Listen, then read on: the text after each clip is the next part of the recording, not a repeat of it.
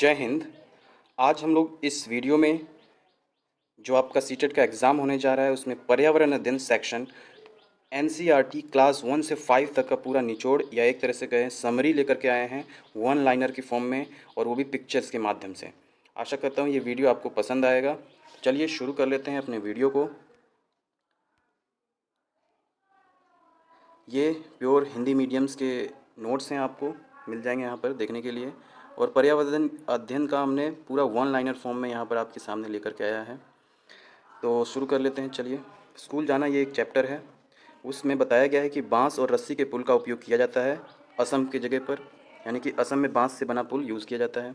Trolley Ladakh में use की जाती है, यहाँ पर आप लोग देख सकते हैं और इसे पढ़ भी सकते हैं अच्छे से। आइए चलिए एक बार रीड कर लेते हैं हम लोग भी। ट्रॉली से लद्दाख स्कूल पहुंचने के लिए हमें रोज़ नदी पार करनी होती है।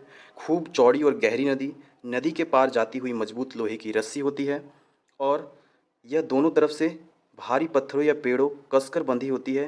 ट्रॉली लकड़ी से बना झूला, ट्रॉली का मतलब ये लकड़ी से बना हुआ झूला, पुल की मदद से इस रस्सी पर सरकती है। हम 4-5 बच्चे एक साथ ट्रॉली में बैठ जाते हैं और पहुंच जाते हैं नदी के उस पार। फ्रेंड्स, अभी जो क्वेश्चन का नेचर है वो थोड़ा चेंज हो गया है। आपको असर्शन और रीजनिंग वाले क्वेश्चन ज़्यादा देखने के लिए मिलेंगे। ऐसे ही एक क्वेश्चन इसमें से बन सकता है, जैसे ये आपको ये पैराग्राफ दे देगा और कहेगा कि बताइए मैं किस जगह से हूँ, मैं स्कूल पहुँचने के लिए रोज़ नदी पार करता हूँ। ठीक है, तो इस तरीके से पूरा पैराग्राफ दे देगा और फिर पूछेगा बताइए ये किस जगह पर ऐसा होता है। तो आपको ये भी पता होना चाहिए। तो ये लद्दाख, ट्रॉली से लद्दाख। आगे चल लेते हैं हम लोग। इसके बाद वल्लम, यहाँ पर आप लोग देख सकते हैं वल्लम। वल्लम क्या है? तो वल्लम केरल के कुछ भागों में बच्चे पानी को पार करने के लिए वल्लम क्या है? एक नाव है, लकड़ी की बनी छोटी नाव में बैठकर स्कूल तक पहुंचते हैं। ऐसे ही यहाँ पर आप देख सकते हैं बांस से बना पुल, ये असम में मिलता है। यहाँ पर क्या खासियत है कि हमारे यहाँ बारिश बहुत होती है, कभी कभी तो चारों तरफ घुटनों तक पानी भर जाता है, फिर भी हम स्कूल जाने से नहीं रुकते। एक हाथ में किताब उठाते हैं और दूसरे हाथ से बांस को पकड़ते हुए हम जल्दी जल्दी बांस और रस्सी से बने पुल को पार कर जाते हैं। तो ये कहाँ पर होता है? असम में। तो इसी तरीके से क्वेश्चन में आपको एक ये पैराग्राफ दे देगा और पूछेगा बताइए ये किस जगह के बारे में बताया जा रहा है। तो इस तरीके से आपको ध्यान रखते हुए चलना है। चलिए आगे चलते हैं। सीमेंट पुल। अब देखेंगे भाई सीमेंट पुल क्या है। सीमेंट पुल कहाँ पर पाए जाते हैं? तो ये सामान्यतः ऐसे क्षेत्र में पाया जाता है जो समतल होते हैं या पानी के ऊपर होते हैं। बल्लम हमने पढ़ ही लिया, लकड़ी की छोटी नाव जो कि केरल में यूज़ की जाती है। ऊंट गाड़ी राजस्थान में यूज़ की जाती है। बैलगाड़ी मैदानी इलाकों में और गाँव में यूज़ की जाती है। यहाँ पर आप लोग देख सकते हैं सीमेंट का पुल, ऊंट गाड़ी और बैलगाड़ी, मैदानी इलाकों को गाँव। तो इस तरीके से यहाँ पर ये जो है आपको मिल जाएगा अनुच्छेद, और उससे फिर पूछेगा कि ये बताइए ऐसा कहाँ पर होता है। तो आप लोग पिक्चर्स भी देख ही सकते हैं यहाँ पर। चलते हैं आगे। जैसे कि अभी इस वाले में पॉइंट में हम लोग देखेंगे ऊंट गाड़ी राजस्थान। हम रेगिस्तान में रहते हैं, हमारे यहाँ दूर दूर तक रेत ही रेत नज़र आती है, दिन में तो रेत खूब तकती है। हम ऊंट गाड़ी में बैठकर स्कूल पहुँचते हैं। तो ये जो अनुच्छेद है ये क्वेश्चन में दे दिया जाएगा और ऑप्शन दे दिए जाएंगे राजस्थान, हिमाचल, कहाँ पर पहाड़ी इलाके, और उसमें से आपको सेलेक्ट करना होगा। तो ये पैराग्राफ कहाँ से रिलेटेड है? राजस्थान से रिलेटेड है। आगे चलते हैं। तो आगे चलते हैं यहाँ पर ऊबड़ खाबड़ पथरीले रास्ते। ऊबड़ खाबड़ पथरीले रास्ते ऐसे कहाँ पर मिलते हैं? तो ये ऐसे जो हैं उत्तराखंड में मिलते हैं। यहाँ पर आप लोग पिक्चर देख सकते हैं। हम पहाड़ी इलाकों में रहते हैं, यहाँ दूर दूर तक ऊबड़ खाबड़ पथरीले रास्ते हैं। मैदानों या शहर में रहने वाले बच्चों को भले ही मुश्किल लगे, लेकिन हम तो भागते हुए पहाड़ी रास्ते पार कर जाते हैं। ठीक है, ये अब अगला चैप्टर शुरू हो जाता है यहाँ से। माफ़ कीजिएगा, इसमें चैप्टर्स के नाम मिस कर गए हैं। तो चलिए अब अगले एक सारे के सारे की पॉइंट्स को एक एक हम करके वन लाइनर्स की फॉर्म में देख लेते हैं। ज़्यादातर पक्षियों को आँखें उनके सिर के दोनों तरफ होती हैं। पक्षी एक ही समय में दो अलग अलग चीज़ों पर नज़र डाल लेते हैं, यानी कि जिन पक्षियों की आँखें दोनों साइड होती हैं वो एक ही टाइम में अलग अलग चीज़ें देख लेते हैं। चलते हैं अगले स्लाइड की तरफ। जब ये बिल्कुल सामने देखते हैं तब इनकी दोनों आँखें एक ही चीज़ पर होती हैं। ज़्यादातर पक्षियों की आंखों की पुतली घूम नहीं सकती, तो इसलिए वे अपनी पूरी की पूरी गर्दन ही घुमाकर आसपास देखते हैं। जब पक्षी दोनों आंखें एक ही चीज़ पर केंद्रित करते हैं तो उन्हें चीज़ की दूरी का एहसास होता है, और जब अलग अलग चीज़ों पर केंद्रित करते हैं तो उनको देखने का दायरा भी बढ़ता है। उनका देखने का दायरा भी बढ़ता है। यहाँ पर आप लोग देख सकते हैं। चलिए आगे। चील, बाज और गिद्ध ऐसे पक्षी हमसे 4 गुना ज़्यादा दूर से देख पाते हैं। जो चीज़ हम 2 मीटर की दूरी से दिखाई पड़ती है, वही चीज़ इन पक्षियों को, किसको, चाल, बाज और गिद्ध, इन पक्षियों को 8 मीटर की दूरी से देख पाते हैं। यहाँ पर आप लोग देख पा रहे होंगे, ये बाज का चित्र है, ये चील और ये गिद्ध का चित्र है। यहाँ पर आप तीनों ये अलग अलग होते हैं। कई बार हम सोचते हैं कि तीनों एक है, तीनों एक नहीं है, तीनों अलग अलग हैं। चलिए आगे चलते हैं। एक पक्षी की आंखें उसके सिर पर होती हैं। उसके सिर के, सॉरी माफ़ कीजिएगा, उसके सिर के दोनों तरफ छोटे छोटे छेद यानी कि कान होते हैं और इन्हीं छेदों की मदद से पक्षी सुनते हैं। छिपकली के भी छोटे छेद जैसे कान होते हैं। मगरमच्छ के भी छोटे छेद जैसे कान होते हैं, लेकिन हम उन्हें आसानी से देख नहीं सकते। जानवरों पर अलग अलग पैटर्न उनकी त्वचा पर, उनकी बालों के कारण होते हैं, और किसी भी जानवर के शरीर को पर बालों के बिना कोई भी पैटर्न नहीं बनता है। यहाँ पर साथ साथ आप लोग पिक्चर्स भी देख पा रहे होंगे। चलिए आगे चलते हैं। कान वाले जानवर शरीर पर कान वाले जानवर और जिनके शरीर पर बाल होते हैं, वो बच्चों को जन्म देते हैं। शरीर के बाहर बिना कान वाले, यानी कि जिनके पास छेद होता है कानों के जगह पे, वैसे जानवर अंडे देते हैं। सबसे बड़ी, अब ये अगला चैप्टर शुरू हो गया यहाँ से। सबसे बड़ी मादा हाथी झुंड की मुखिया बन जाती है या मुखिया होती है। झुंड में कोई भी नर हाथी नहीं होता है, क्योंकि वे 14 या 15 साल की उम्र होते होते वे झुंड को छोड़ देते हैं। एक जो वयस्क हाथी होता है, वो एक दिन में 100 किलो तक पत्ते, यहाँ से ये इंपॉर्टेंट है, ये आया हुआ क्वेश्चन है, ठीक है, तो 100 किलो तक पत्ते और टहनियाँ खा सकता है। हाथी दिन में केवल 2 से 4 घंटे ही सोता है। तो अब क्वेश्चन का नेचर क्या हो गया है कि वो आपको ये 3 स्टेटमेंट दे देगा और इसमें से पूछेगा कि बताइए ए बी सही है, ए बी सी तीनों सही है, या बी सी सही है। इस तरीके से क्वेश्चन को अब कथन और कारण में चेंज कर दिया है इन्होंने। तो चलिए आगे चलते हैं। कीचड़ हाथी की त्वचा को ठंडा रखता है। उनके बड़े बड़े जो कान होते हैं वो पंखे की तरह काम करते हैं। वे खुद को ठंडा रखने के लिए उन्हें फड़फड़ाते रहते हैं। झुंड में 10 से 12 मादा हाथी और सिर्फ बच्चे ही होते हैं। अभी हमने पढ़ा झुंड में कोई भी नर हाथी नहीं होता है, इसमें सिर्फ मादा हाथी और बच्चे होंगे। अब ये अगला चैप्टर शुरू हो गया यहाँ से। खेजड़ी गांव। खेजड़ी गांव राजस्थान में जोधपुर के पास है। ये लगभग 300 साल पहले इस गांव के लोगों ने इसे बसाया था। यह थोड़ा सा बचाया लिख गया, गलती हो गई है। खेजड़ी गांव के लोग बिश्नोई कहलाते थे। खेजड़ी का पेड़ ज़्यादा पानी के बिना भी बड़ा हो सकता है और यह फलियां देता है और कीड़ों से प्रभावित नहीं होता। यहाँ पर आप लोग ये देख पा रहे होंगे खेजड़ी का पेड़, और जिसे हम लोग अपनी आम भाषा में, आपने शमी का नाम सुना होगा, शमी के पेड़ का, वो उसी को हम लोग खेजड़ी कह देते हैं। चलते हैं आगे। अब यहाँ से ये अगला चैप्टर शुरू हो गया। बिहार के मुजफ्फरपुर ज़िले में एक बोचहा गांव है। मधुमक्खियाँ अक्टूबर से दिसंबर तक अपने अंडे देती हैं। अगला पॉइंट, ये सारे के सारे हम लोग आपके सामने वन लाइनर फॉर्म में लेकर के आए ताकि ज़्यादा आपको परेशानी ना हो। तो जल्दी से हम लोग देख लेते हैं वन लाइनर्स को। प्रत्येक मधुमक्खी के छत्ते में एक रानी मधुमक्खी होती है जो कि अंडे देती है। छत्ते में केवल कुछ ही नर मधुमक्खियाँ होती हैं। छत्ते में अधिकांश मधुमक्खियाँ श्रमिक होती हैं और श्रमिक के रूप में नर मधुमक्खियों की कोई भी विशेष भूमिका नहीं होती। यहाँ से हमने ये पॉइंट देखा, हमने ये आपकी मधुमक्खी। चलिए आगे चलते हैं। अब ये अगला चैप्टर हो गया शुरू। ट्रेन कच्छ, यानी कि जो कि गुजरात में है।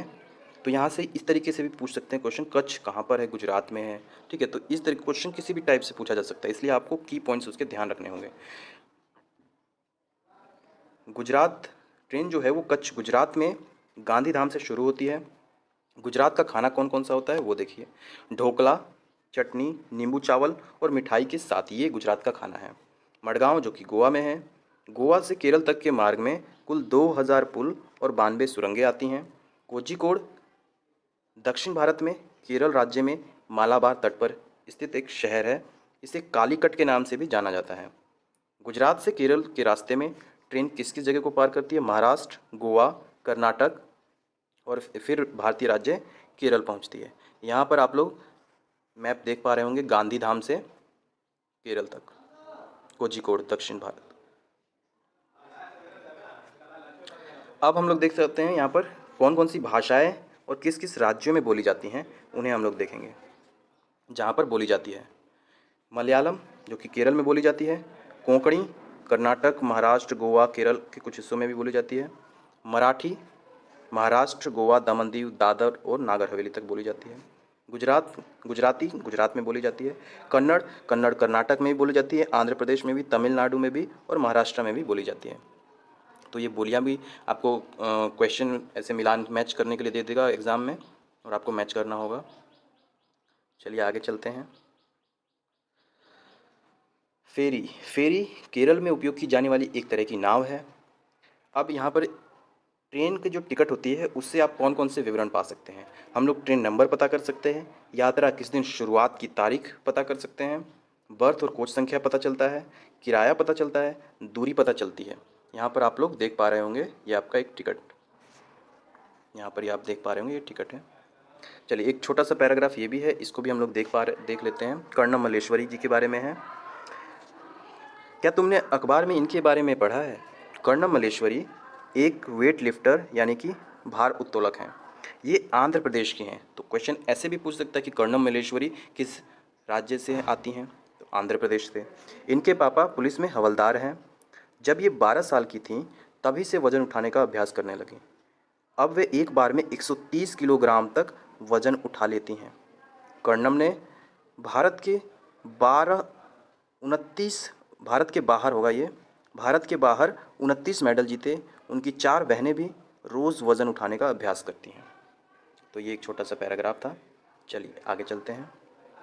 अब ये एक क्वेश्चन भी आपसे पूछ सकता है पीएनआर से संबंधित। ये आपकी टिकट है। इस टिकट से क्वेश्चन जैसे बना सकता है कि पीएनआर की फुल फॉर्म क्या होगी। तो पीएनआर की फुल फॉर्म यहाँ से 4 ऑप्शन दिए गए होंगे और इन चारों में से ही आपको कोई सेलेक्ट करना होगा। तो पीएनआर की फुल फॉर्म होती है passenger name record. B option इसका सही हो जाएगा। चलिए आगे चलते हैं।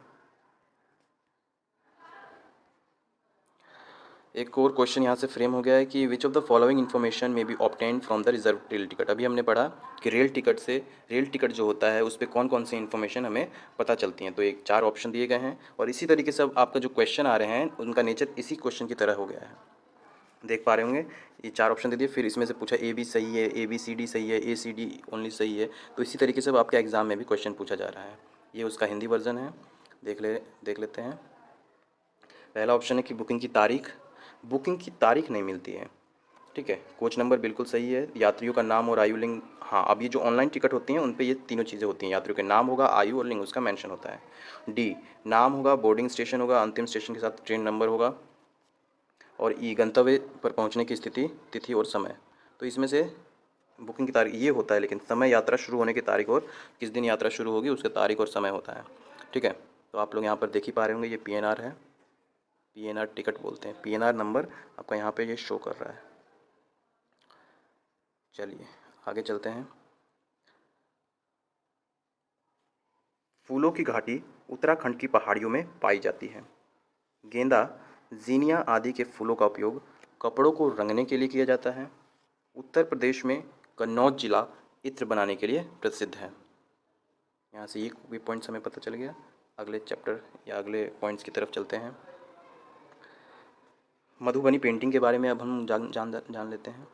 पहला पॉइंट, चित्र में डिज़ाइन को मधुबनी कहा जाता है। यहाँ पर आप लोग इसका चित्र देख पा रहे होंगे। ये जो चित्र है इसे ही हम लोग मधुबनी कहते हैं। यह लोक कला का एक बहुत पुराना रूप है। यह बिहार का एक ज़िला है जिसे मधुबनी कहा जाता है और उसी के नाम पर इस पेंटिंग का भी नाम मधुबनी पड़ा। और ये मधुबनी पेंटिंग चावल के पाउडर के पेस्ट से पेंटिंग बनाई जाती है जिसमें रंग मिलाया जाता है। इन्हें बनाने के लिए नील, हल्दी, फूल और पेड़ों के रंगों का उपयोग किया जाता है। इस चित्र में इंसान, जानवर, पेड़, फूल, पक्षी, मछली और कई अन्य जानवरों को भी दिखाया जाता है। यहाँ पर आप लोग मधुबनी पेंटिंग देख पा रहे होंगे, उससे संबंधित ये पैराग्राफ है। जल्दी से इसको पढ़ लेते हैं। सेम वही पॉइंट्स को हमने यहाँ पर एक्सट्रैक्ट कर दिया है।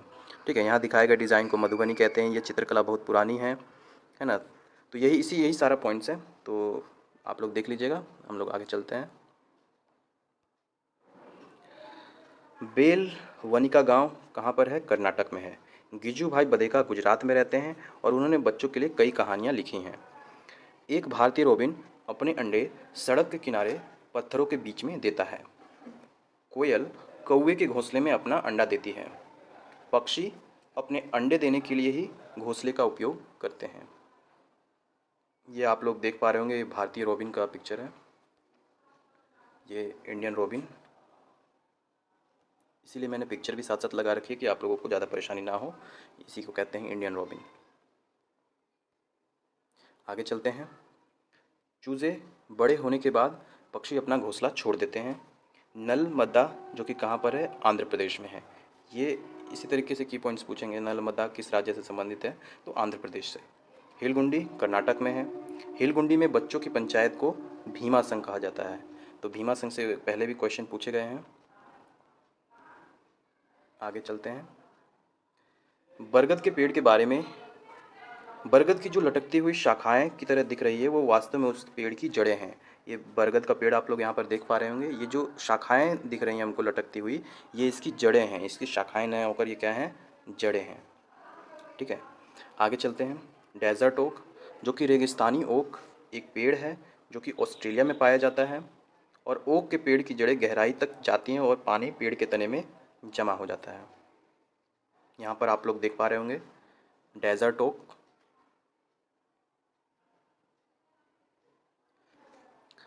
यहाँ पर आप लोग जिस पिक्चर को देख पा रहे होंगे, ये डेजर्ट ओक है, यही ऑस्ट्रेलिया में पाया जाता है। आगे चलते हैं। असम में चावल की नई फसल के अवसर पर बिहू उत्सव मनाया जाता है। माघ बिहू जो है ये 14-15 जनवरी को या फिर असमिया कैलेंडर के 10वें महीने के पहले और दूसरे महीने में पहले और दूसरे सप्ताह होगा यहाँ पर में मनाया जाता है। बिहू के अवसर पर बांस से भेलाघर बनाते हैं। यहाँ पर आप लोग देख सकते हैं, ये बिहू नृत्य है। मुक्तापुर गांव जो कि आंध्र प्रदेश तेलंगाना राज्य के पोचमपल्ली ज़िले में है। पोचमपल्ली ज़िले का पारंपरिक व्यवसाय क्या है, तो कालीन बुनाई, खिलौना बनाना, इत्र उत्पादन। क्वेश्चन ऐसे ही फ्रेम करेगा, एक लाइन दे देगा कि पोचमपल्ली ज़िले के पारंपरिक व्यवसाय इनमें से कौन से हैं। तो 4 ऑप्शन दे दिया, पूछेगा 1 और 2, 2 और 3, 3 और 4, 1 2 3 ऑप्शन और बढ़ा देगा इसमें। तो मेन जो हमें याद रखना है, कालीन बुनाई, खिलौना बनाना, इत्र उत्पादन, ये 3 ही व्यवसाय हैं। आगे चलते हैं। ये चीज़ें उस जगह के नाम से प्रसिद्ध हो गई हैं जहाँ इन्हें बनाया जाता है, जैसे कि कुल्लू के शॉल, मधुबनी की पेंटिंग, असम रेशम, कश्मीरी कढ़ाई। आगे चलते हैं। अबू धाबी जो कि संयुक्त अरब अमीरात में है। अबू धाबी की मुद्रा क्या है, दिरहम है। चितप्पन, चितप्पन मलयालम में पिता के जो छोटे भाई जिसे हम चाचा कहते हैं, चाचा को मलयालम में चितप्पन कहा जाता है। कुंजम्मा मलयालम में पिता के छोटे भाई की पत्नी को कुंजम्मा कहा जाता है। केरल में कई फलों के पेड़ मिलते हैं जैसे नारियल, केला, कटहल, पपीता, सुपारी आदि। रेगिस्तान में उगने वाला एकमात्र पेड़ कौन सा है, खजूर। केरल में विभिन्न मसाले मिलते हैं जैसे तेजपत्ता, इलायची, काली मिर्च। गरम मसाला छोटी और बड़ी इलायची, लौंग, जीरा, दालचीनी, काली मिर्च, सौंठ आदि से बना होता है। गरम मसाले में कौन कौन सी चीज़ें आती हैं, तो ये सारी चीज़ें आती हैं, इलायची, लौंग, जीरा, दालचीनी, काली मिर्च, सौंठ, इन सभी चीज़ों से बनता है गरम मसाला। आगे चलते हैं, अगला पॉइंट देख लेते हैं हम लोग, ये अगले चैप्टर से ही होगा। लेफ्टिनेंट कमांडर वहीदा प्रिज्म भारतीय नौसेना में एक डॉक्टर हैं। लेफ्टिनेंट वहीदा परेड का नेतृत्व करने वाली पहली महिला हैं। वहीदा प्रिज्म जम्मू और कश्मीर के राजौरी जिले के थनाडी से हैं। परेड में कुल आदेशों की संख्या कितनी होती है, 36। प्रिज्म क्या होता है, तो प्रिज्म एक ऐसा कांच होता है जो 7 रंग दिखाता है। यहाँ पर आप लोग प्रिज्म देख पा रहे होंगे, इसी को बोलते हैं प्रिज्म। ये एक तरह से जब प्रकाश डालते हैं तो यहाँ से ये 7 तरह के कलर्स दिखाता है। आगे देख लेते हैं। तिब्बती जिसे भोटी कहा जाता है, लद्दाख में बोली जाने वाली एक भाषा है। भोटी भाषा में माँ को आमा ले कहा जाता है, आमा ले। भोटी भाषा में पिता को आबा ले कहा जाता है। रेशम का कीड़ा अपनी मादा कीड़ा को उसकी गंध से कई किलोमीटर दूर से ढूंढ सकता है। अगला पॉइंट, चींटियाँ चलते समय जमीन पर कुछ ऐसा पदार्थ छोड़ती हैं जिसे सूंघ करके पीछे की आने वाली चींटियों को रास्ता मिल जाता है। यहाँ पर आप लोग पिक्चर में देख पा रहे होंगे।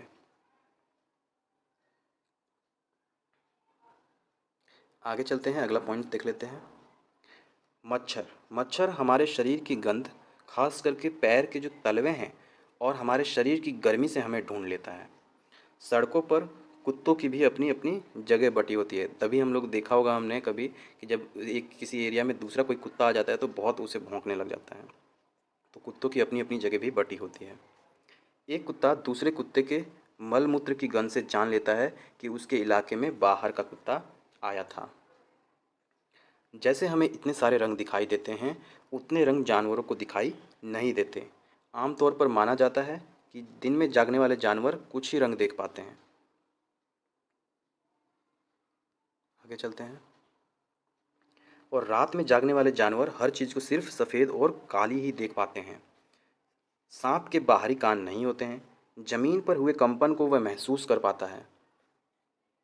आगे, जंगल में ऊंचे पेड़ पर बैठा लंगूर पास आती मुसीबत जैसे कि शेर हो गया, चीता हो गया, उनको देख करके एक खास आवाज़ निकालकर अपने साथियों के पास संदेश को भेजता है। कुछ पक्षी अलग अलग खतरों के लिए अलग अलग आवाज़ें निकालते हैं।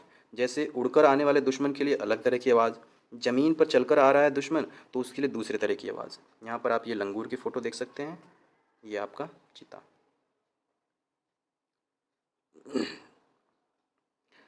अगला पॉइंट, मछलियाँ खतरे की चेतावनी एक दूसरे को बिजली तरंगों से देती हैं। कुछ जानवर तूफान या भूकंप आने से कुछ समय पहले अजीब हरकतें करने लगते हैं। जो लोग जंगल में रहते हैं वे जानवरों के इस व्यवहार को समझते हैं और वे जान लेते हैं कि भूकंप आने वाला है या फिर कुछ अनहोनी होने वाली है। अगला पॉइंट, ये एक पॉइंट पढ़ लेते हैं जल्दी से। सन 2004 दिसंबर में आए सुनामी से कुछ समय पहले जानवरों के अजीब व्यवहार और उनके द्वारा दी गई चेतावनी भरी आवाज़ों को अंडमान की एक खास आदिवासी जाति समझ गई थी और उन्होंने वह इलाका खाली कर दिया। इस प्रकार इस जाति के लोग सुनामी के कहर से अपनी जान बचा पाए। अगला पॉइंट, डॉल्फिन भी अलग अलग तरह की आवाज़ निकालती है और एक दूसरे से बात करती है।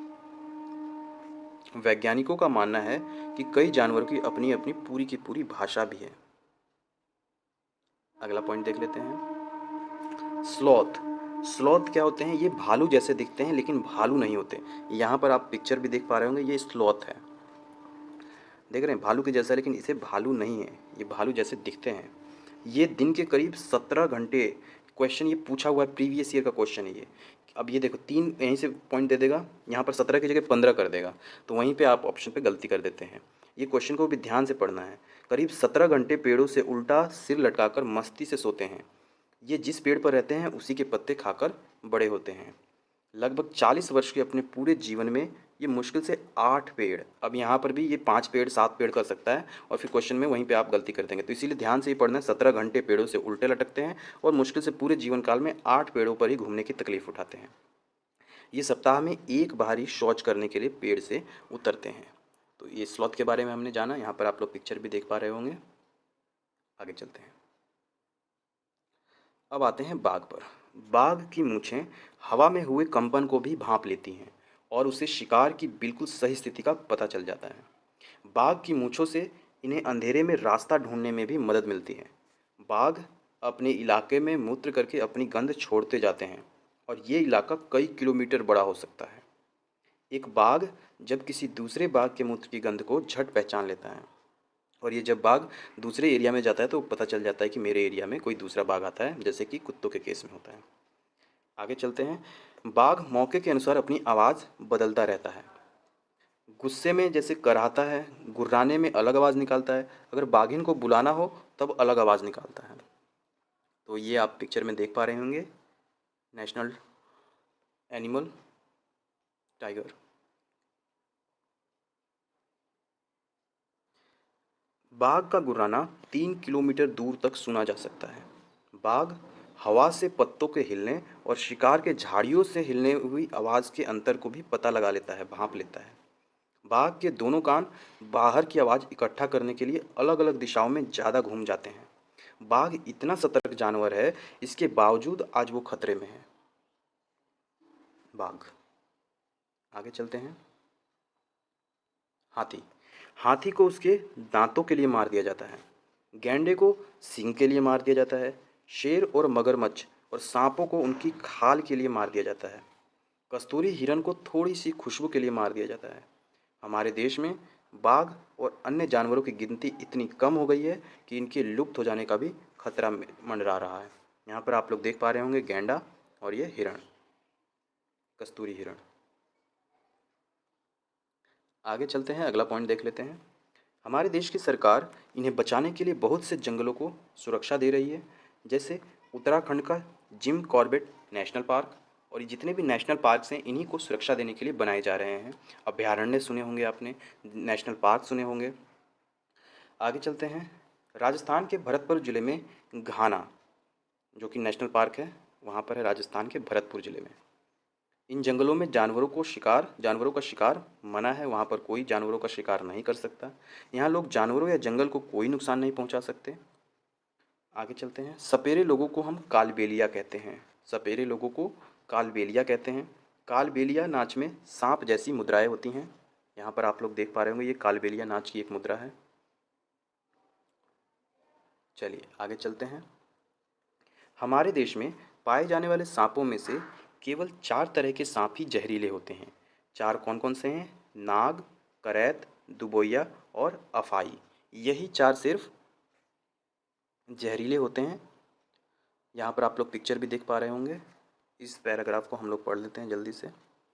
क्या तुम जानते हो, हमारे देश में पाए जाने वाले सांपों में केवल 4 तरह के ही सांप जहरीले होते हैं। ये हैं नाग, करैत, दुबोया और अफाई। यहाँ पर देख पा रहे होंगे आप पिक्चर में भी, अफाई, करैत, दुबोया और ये नाग। सांप जब किसी को काटता है तो उसके 2 खोखले जहर वाले दांतों से उस व्यक्ति के शरीर में जहर चला जाता है। इस जहर से बचने का एक ही उपाय है कि जिस व्यक्ति को सांप ने काटा है उसे तुरंत जहर के असर को ख़त्म करने वाली दवाई जो कि सीरम दी जाए, और ये सीरम सांप के जहर से ही बनाया जाता है और सभी सरकारी स्वास्थ्य केंद्रों में भी मिलता है। अब हम लोग अपने पॉइंट्स को देख लेते हैं। सेम वही पॉइंट्स हमने भी यहाँ पर लिखा हुआ है एक्सट्रैक्ट करके। जहर के असर को ख़त्म करने वाली दवाई सीरम जो कि सांप के जहर से ही बनाई जाती है, और ये दवाई सभी सरकारी स्वास्थ्य केंद्रों में उपलब्ध है। ये पॉइंट हमने देख लिया। चलिए आगे बढ़ते हैं।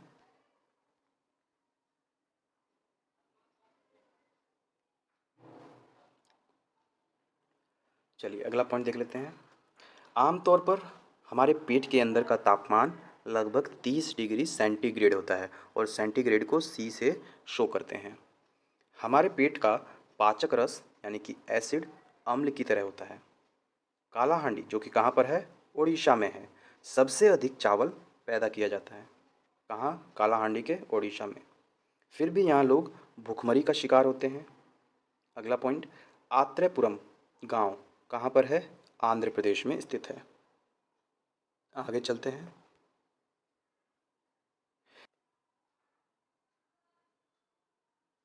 चलिए, तो ये हम लोगों ने देख लिए सारे पॉइंट्स। चलते हैं नेक्स्ट स्लाइड की तरफ। अब यहाँ पर दी गई तालिका में एक तरफ खाने की कुछ चीज़ों के नाम दिए गए हैं और दूसरी तरफ उन्हें 1-2 दिन तक खराब होने से बचाने के कुछ घरेलू उपाय दिए गए हैं। उसे जान लेते हैं जल्दी से। चीज़ें कौन कौन सी चीज़ है जी? दूध, पके हुए चावल, हरा धनिया, प्याज। दूध को कैसे बचा कर रख सकते हैं? उसको उबाल करके बचा के रख सकते हैं। पके हुए चावल को एक कटोरे में डालकर पानी के बर्तन में रखते हैं, तो उसे हम 1-2 दिन तक सेव रख सकते हैं। हरे धनिए को गीले कपड़े में लपेट कर रखते हैं। प्याज और लहसुन को खुले में रखते हैं और नमी से बचा करके रखते हैं। अचार अचार रखने से पहले शीशी को धूप में सुखाया जाता है ताकि शीशियों में से नमी निकल जाए। अगर शीशी में थोड़ी सी भी नमी रह जाएगी तो अचार हमारा सड़ जाएगा। चलिए आगे चलते हैं। कुछ ऐसे पौधे होते हैं जो चूहों, मेंढकों, कीड़े मकोड़ों और छोटे जीवों का शिकार करते हैं। यहाँ पर ये देख पा रहे होंगे आप लोग शिकारी पौधों को। चलिए इसको एक बार पढ़ लेते हैं हम लोग। शिकारी पौधे, कुछ पौधे ऐसे भी होते हैं जो चूहों, मेंढकों, कीड़े मकोड़ों और छोटे जीवों का शिकार करते हैं। इनमें निपेंथिस निपेंथिस सबसे ज़्यादा मशहूर है। यह ऑस्ट्रेलिया, इंडोनेशिया और भारत के मेघालय राज्य में पाया जाता है। ये क्वेश्चन सेम प्रीवियस ईयर में पूछा गया है। इनमें से कौन से राज्य में निपेंथिस पाया जाता है? भारत में पाया जाता है। यस, भारत के मेघालय में पाया जाता है। इसका आकार लंबे घड़े जैसा होता है जिसके ऊपर पत्ती का एक ढक्कन लगा होता है। यहाँ पर आप लोग देख पा रहे होंगे। घड़े से खास तरीके की खुशबू निकलती है, जिसकी वजह से कीड़े खींचे चले आते हैं और पौधे के ऊपर पहुंचते ही कीड़े अंदर फंस जाते हैं और बाहर नहीं निकल पाते। तो आगे अब चलते हैं अपने पॉइंट्स की तरफ। इनमें निपेंथिस सबसे ज़्यादा मशहूर है, ये हमने पढ़ ही लिया। कहाँ कहाँ पाया जाता है? यह ऑस्ट्रेलिया, इंडोनेशिया और भारत के मेघालय में पाया जाता है। इसका आकार लंबे घड़े जैसा होता है, जिसके ऊपर पत्ती का एक ढक्कन लगा होता है। उस घड़े से एक खास खुशबू निकलती है, जिसकी वजह से कीड़े खींचे चले आते हैं और पौधे के ऊपर पहुंचते ही कीड़े अंदर फंस जाते हैं और ये ढक्कन बंद कर लेता है, जिस और फिर जो कीड़े होते हैं वो बाहर नहीं निकल पाते। तो इसलिए इसे शिकारी पौधा कहा जाता है। आगे चलते हैं। पीचर प्लांट या फिर निपेंथिस, दोनों उसी का नाम है। ठीक है, उसके बारे में 4 ऑप्शन दिए गए हैं। ये भारत में, देखो ये क्वेश्चन आया हुआ क्वेश्चन है, भारत में नहीं पाया जाता। मेंढक कीड़ों और चूहों को चतुराई से फंसाता और खाता है। कीड़ों को आकर्षित करने के लिए उच्च तारत्व की आवाज़ निकालता है, या मुंह छोटे छोटे कांटों से ढका होता है। तो इसका आंसर कौन सा होगा? आंसर है बी। ये क्या करता है? सिर्फ बी ही ऑप्शन इसमें सही है, क्योंकि ये मेंढक कीड़ों और चूहों को चतुराई से फंसाता है और फिर उन्हें खा जाता है। ये सिर्फ बी ऑप्शन सही है। तो इस तरीके से क्वेश्चंस पूछे गए हैं, ये प्रीवियस ईयर में पूछे गए क्वेश्चंस हैं। आगे चलते हैं, इस पैराग्राफ को पढ़ लेते हैं। यह घटना 1948 की है। एक दिन जॉर्ज मैस्टल अपने कुत्ते के साथ सैर से लौट रहे थे। उन्होंने देखा कि 2 बीज जो है एक दूसरे पर चिपके हुए हैं। सॉरी, उन्होंने पाया कि उन दोनों पर, कुत्ते और जॉर्ज मैस्टल पर, कुछ बीज चिपके हुए हैं। इन बीजों को अपने कपड़ों पर चिपका देखकर वो हैरान रह गए और झट से माइक्रोस्कोप निकाला और बीजों को बारीकी से देखने लगे। बीजों में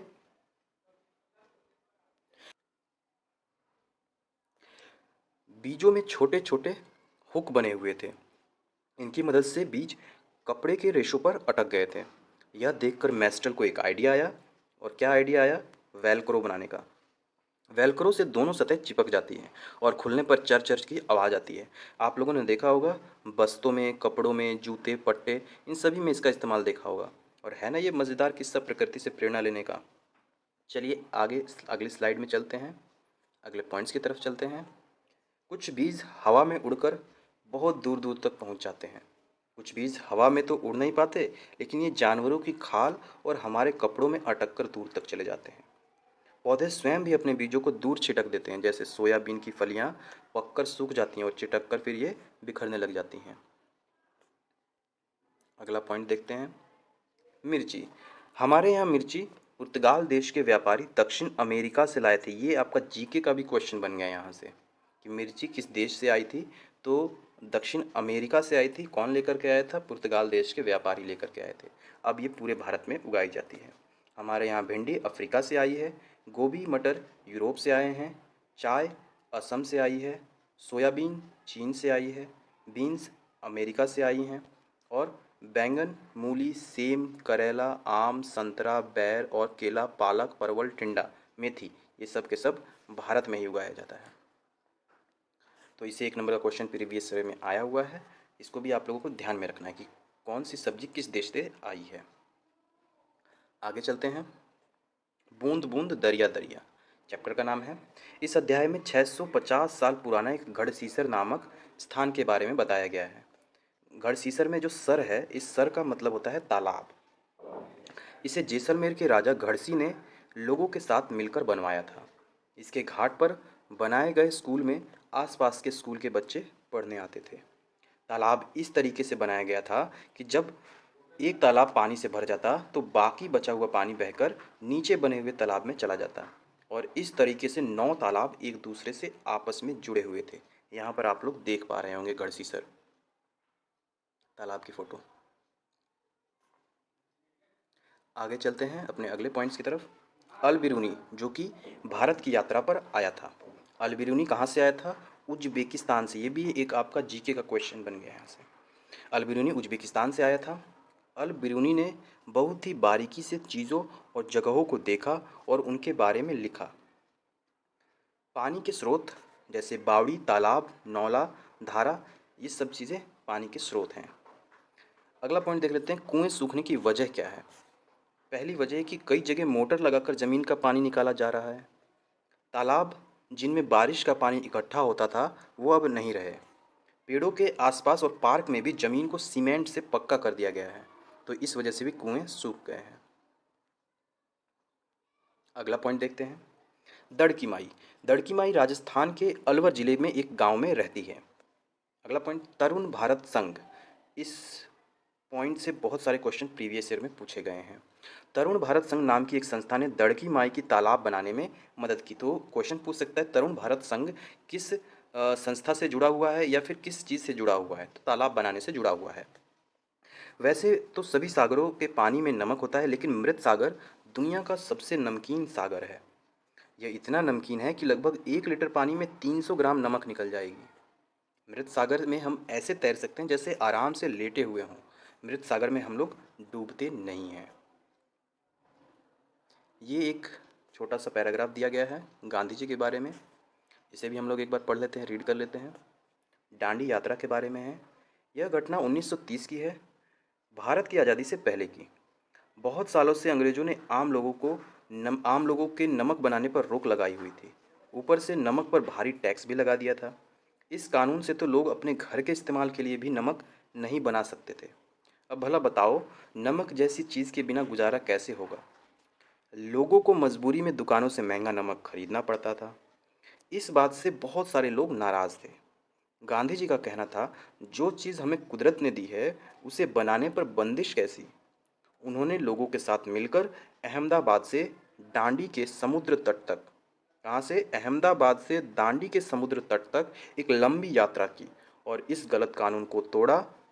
जानते हो नमक कैसे बनाया जाता है? समुद्र के पानी को ज़मीन पर क्यारियों में भर दिया जाता है और जब तेज़ धूप होती है तो पानी सूख जाता है और नीचे नमक के ढेर वहीं रह जाते हैं।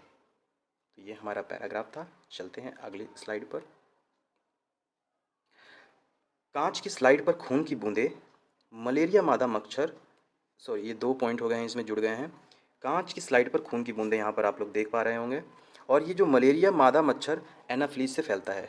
मलेरिया जो है वो मादा मच्छर जिसका नाम है एनाफ्लीज, उससे फैलता है।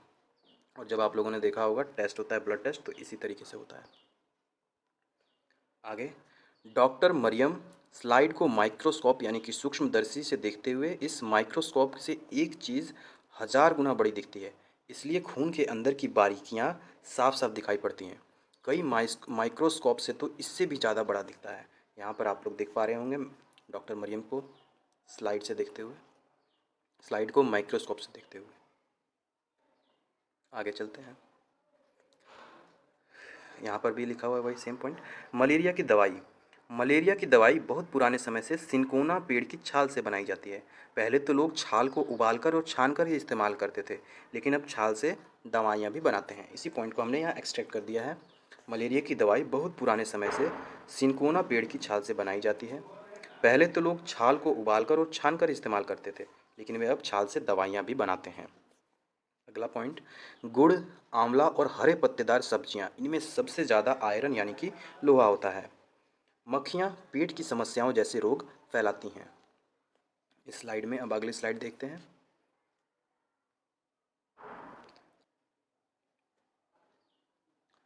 शैवाल। शैवाल एक प्रकार का पौधा है जो बरसात के मौसम में ज़्यादातर फैलता है। यहाँ पर आप लोग देख पा रहे होंगे जो काई बैठ जाती है ना बरसात के मौसम में, उसी को हम लोग शैवाल कहते हैं। वैज्ञानिक जिसने मच्छर के पेट में झांका उनका नाम था रोनाल्ड रॉस। जब लोग मलेरिया के बारे में नहीं जानते थे, तब लोगों को लगता था कि एक खराब हवा की बीमारी है। यहाँ देख सकते हैं मच्छर को। अगले पॉइंट में देखते हैं। ये एक छोटा सा पैराग्राफ, इसे भी हम लोग रीड कर लेते हैं जल्दी से। दिल्ली के स्कूलों में अनीमिया के कारण परेशानी। 17 नवंबर 2007 की बात है दिल्ली की। नगर निगम के बहुत सारे स्कूलों में हज़ारों बच्चे अनीमिया का शिकार हैं। इससे बच्चों की शारीरिक और दिमागी तंदुरुस्ती पर असर होता है। इस कारण बच्चे ठीक से बढ़ नहीं पाते और उनमें फुर्ती भी कम होती है। जो कुछ भी पढ़ाया जाता है उसे समझने में भी परेशानी होती है। आजकल इन स्कूलों में बच्चों के हेल्थ कार्ड बन रहे हैं और उनकी जांच भी चल रही है। एनीमिक बच्चों को आयरन यानी कि लोहे वाली दवाई दी जा रही है। लोहे नहीं, आयरन एक खनिज है, मिनरल्स है, उसको दी जाती है। अगला पॉइंट देख लेते हैं। अनीमिया खून की कमी से होने वाली बीमारी है। लार्वा पतले पतले छोटे भूरे से रंग के कीड़े होते हैं। मच्छर पानी में अंडे देते हैं। रोनाल्ड रॉस को दिसंबर 1902 में चिकित्सा के क्षेत्र में नोबेल पुरस्कार मिला। 1905 में मरते हुए भी वह कह रहे थे, कुछ ढूंढ लूँगा, नया ढूंढ लूँगा। इस स्लाइड में इतना ही। चलते हैं अगले स्लाइड की तरफ।